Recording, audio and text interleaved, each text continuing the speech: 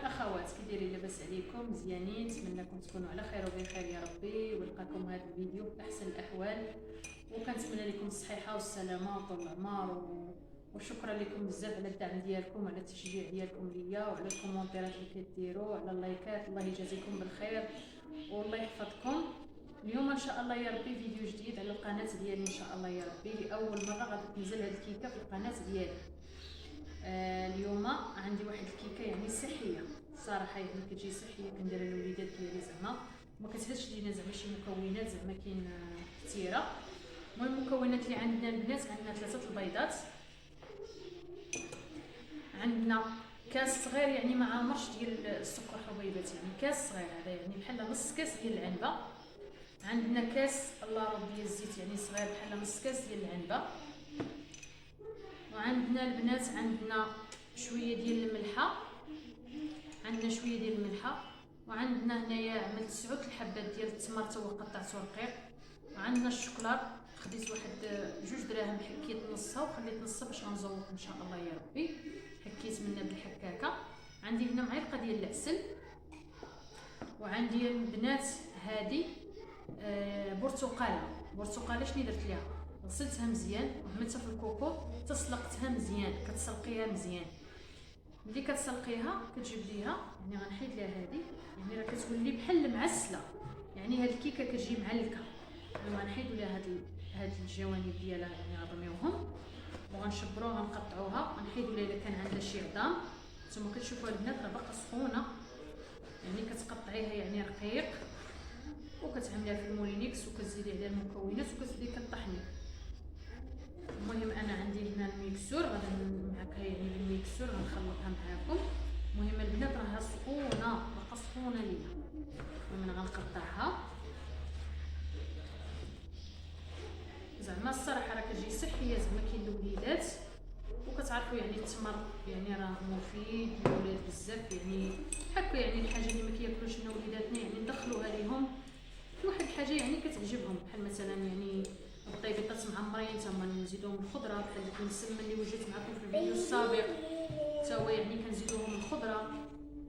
يعني بزاف بحال العديسه حتى هي كنشد انا كنحك فيها يعني البطاطا الحلوه، نحك فيها يعني الجزر باش يعني الوليدات كيستافدوا. يعني راه الخضره راه الصراحه راه المنافع اللي فيها زعما الصراحه راه زوينه بزاف.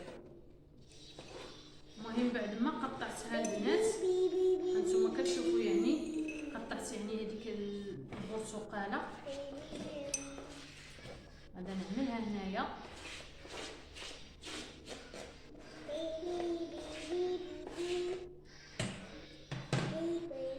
غادا نزيد معاها البيض،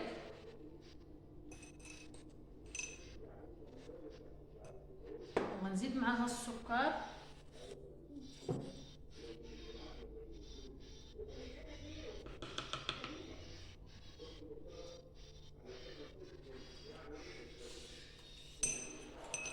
غنزيد معاها هنايا السكر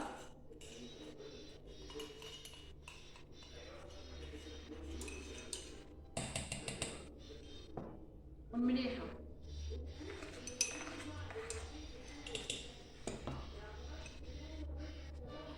هنا غادا نخلط هادشي وغنرجع معكم ان شاء الله.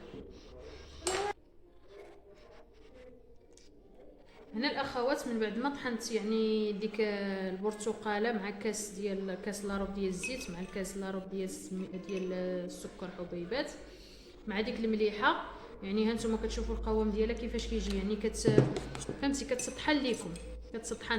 المهم طحنيها ولا طحنيها في المورينيكس. المهم دابا غنكمل غير بالخلاط. المهم دابا المكونات اللي غادا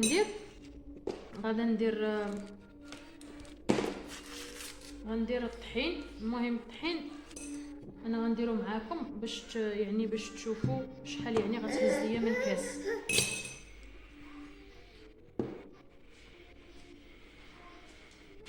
المهم هنا غادي ندير معاكم شحال غتهز لي يعني من كاس من بعد ما هاد الطحين يعني راني غير بنتو.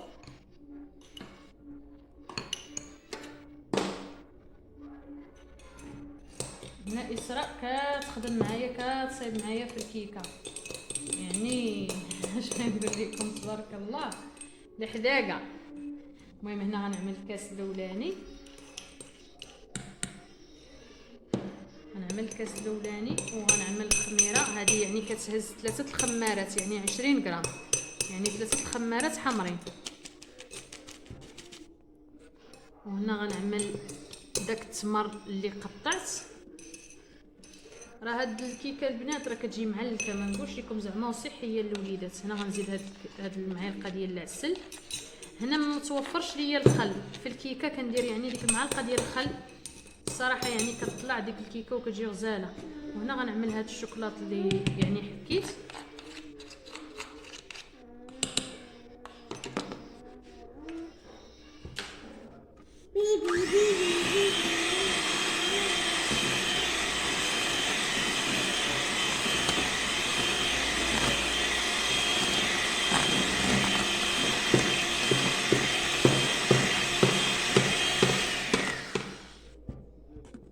هنا البنات غنزيد واحد نص كاس، ماشي بزاف، غنزيد نص كاس ديال الطحين ل4 كاس، يعني غتهز ليا كاس وربع.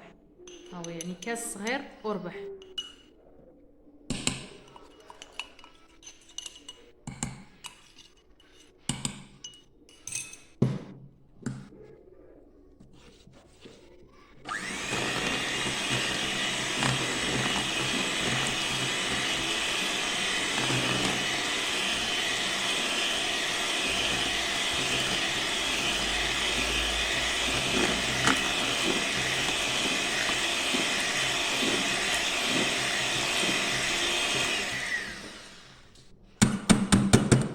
وهنا البنات من بعد ما خلطتها الاخوات، ما طيبت معكم الكيكه.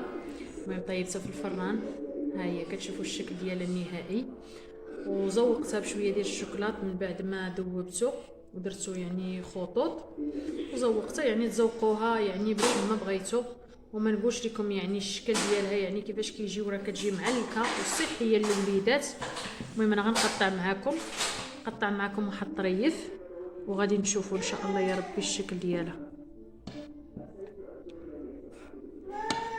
المهم هنا راه باقا سخونه البنات. المهم غنوريكم يعني الشكل ديالها، راه كتجي يعني معلكه، هي يعني كتشوفوا باقا سخونه، نتوما كتشوفوا يعني راه كتجي معلكه وغزاله ولذيذه، يعني ما نقولش لكم. المهم هنا هانتوما البنات راه كتجي يعني معلكه ديك البرتقاله، يعني كتجي معلكه.